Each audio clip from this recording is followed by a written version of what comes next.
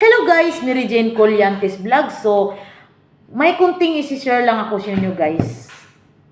Hindi ako nagpapadala talaga sa aking pamilya. Nagsimula yung birthday ni Tatay Duterte. So, ito. Kailangan natin gawin yan guys. Challenge accept na remittance. Zero remittance OFW. Ayun. Kasi, kung hindi, for per day lang guys, hindi tayo makahulog lahat ng mga OFW. Bilyonis ang mawawala. 5.9 bilyonis. Yun.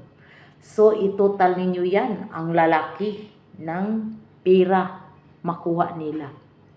Kaya tayo, pero nasa atin yan kung gusto magpadala. Pero kung ako, gagawin ko yan. Kung bakit? Pakainin na lang natin muna yung pamilya natin. Alam niyo yung tahok. Tahok ba? Lugaw-lugaw. Kaya guys, challenge accept para kay Tatay Duterte kasi nag-sacrifice si Tatay Duterte doon. At siya lang ang the best na presidente sa lahat ng nagkikir sa OFW.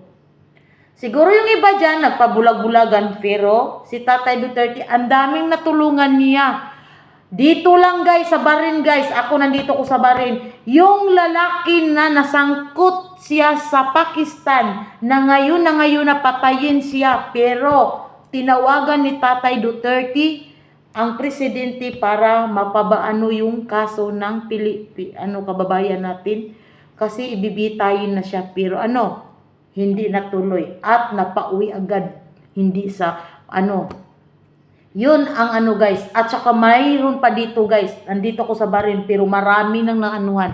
At saka mga iba dyan na walang na hindi maganda yung amo. O kayo kung hindi nyo yan di ba marami natulungan si tatay. O sige nga, sino ba ang ngayon, yung presidente natin ngayon, may natulungan ba sa sulod ng 3 years? Walang nagawa sila sa OFW. Kahit dyan sa ating bansa, naghirap pa rin tayo. Kaya kaming OFW, kami ang pinakamalaking pera pag once magpadala kami, ang laking makuha nila ang remittance. Yun lang guys, share na ko. Lagot ko ba? Duterte.